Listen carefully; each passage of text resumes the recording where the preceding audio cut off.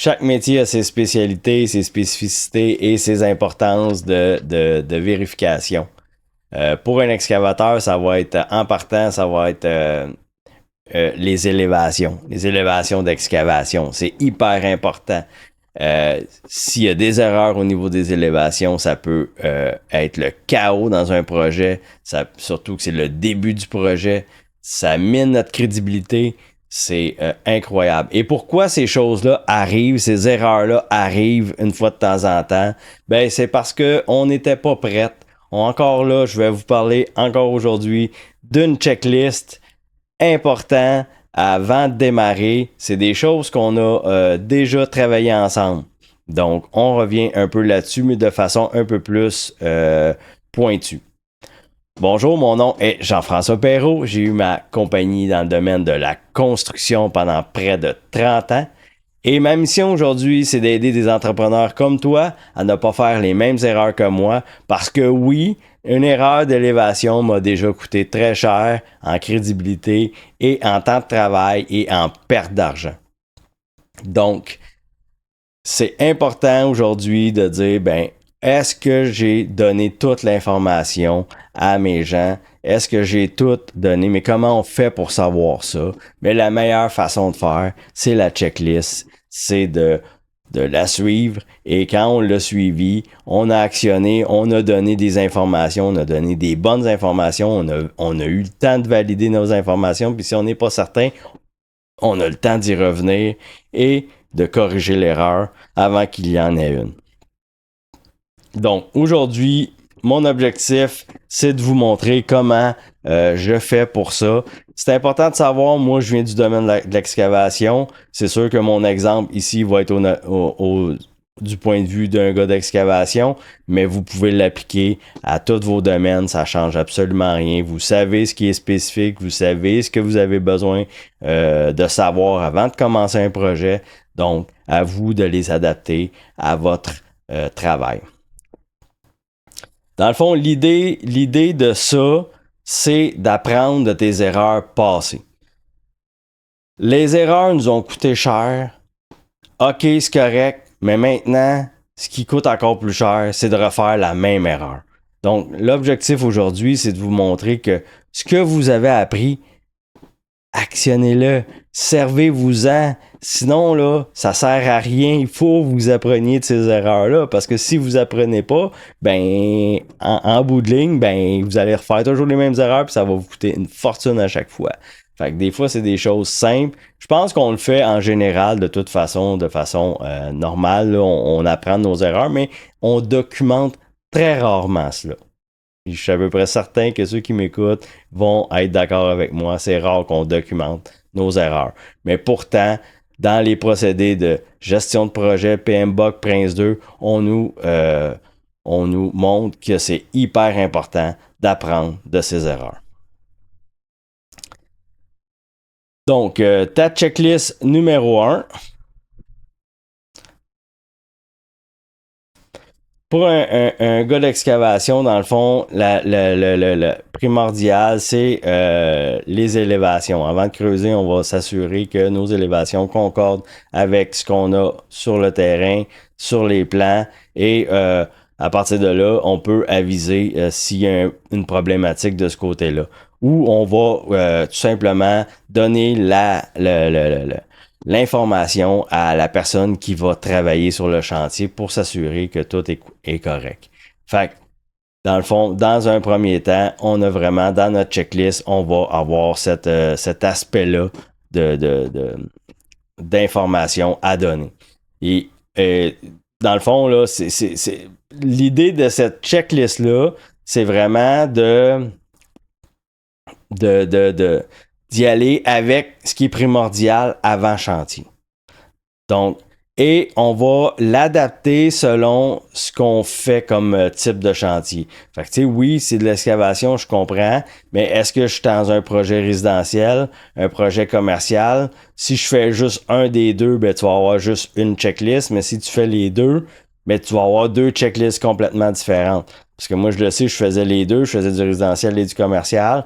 Et les deux étaient complètement différents oui, on va vérifier nos élévations, mais on va être un peu plus, souvent on va avoir de l'arpentage sur place, on va être mieux équipé, ressourcé pour répondre à ces besoins-là. En résidentiel, on va y aller un peu plus de façon autodidacte.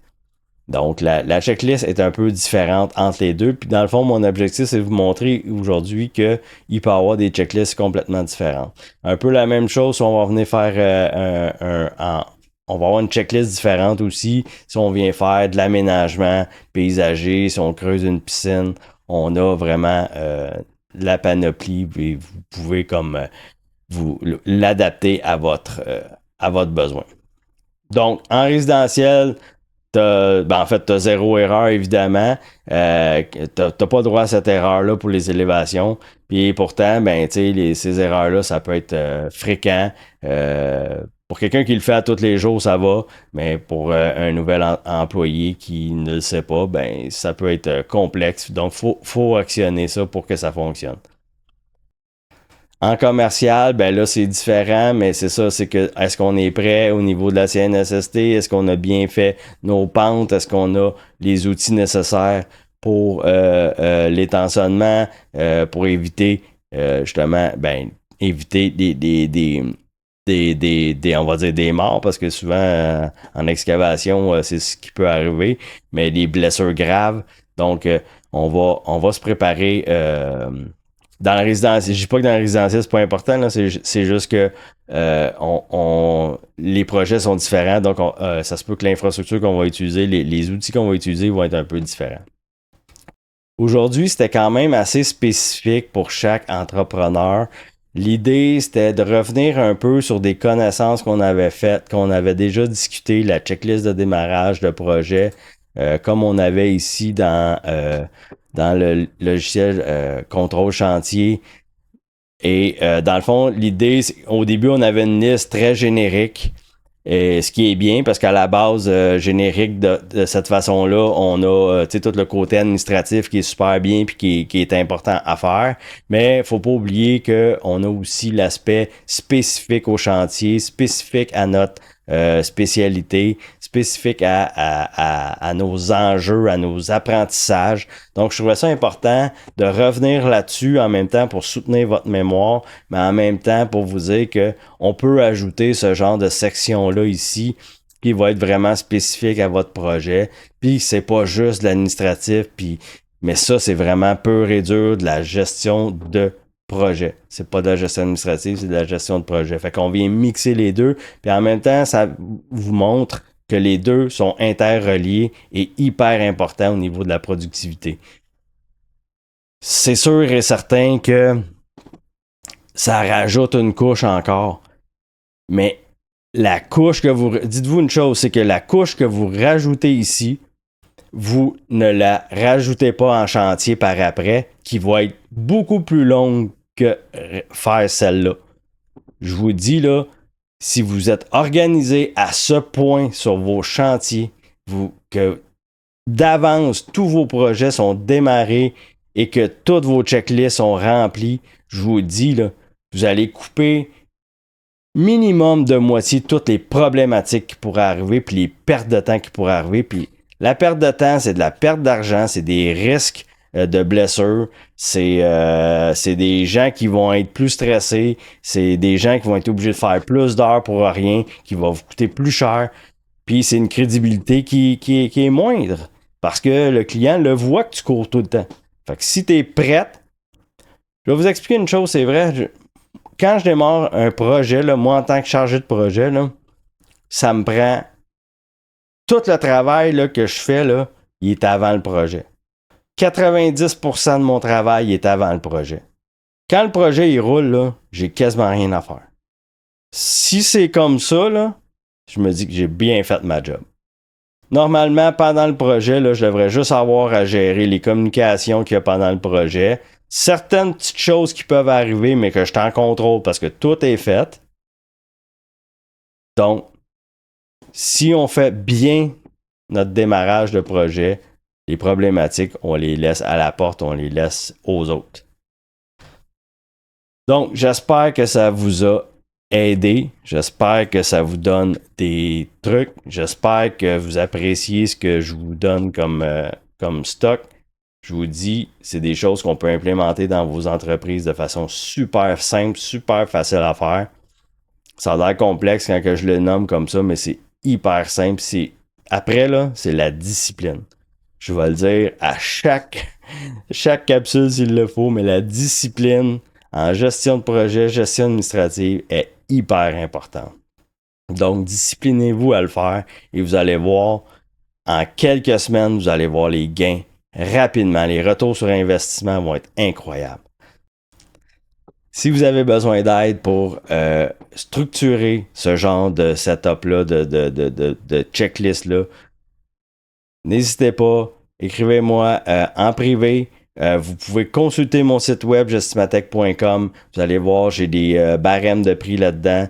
Vous allez pouvoir consulter, vous allez pouvoir savoir qu'est-ce que ça peut valoir. Et vous allez voir, mes prix sont très compétitifs dans le marché. Et c'est moi qui fais les programmes, c'est moi qui vous suis, c'est moi qui vous forme. Donc, vous avez accès à mon expertise. Donc, sur ça, je vous souhaite une excellente journée, une excellente semaine et on se revoit pour la prochaine capsule.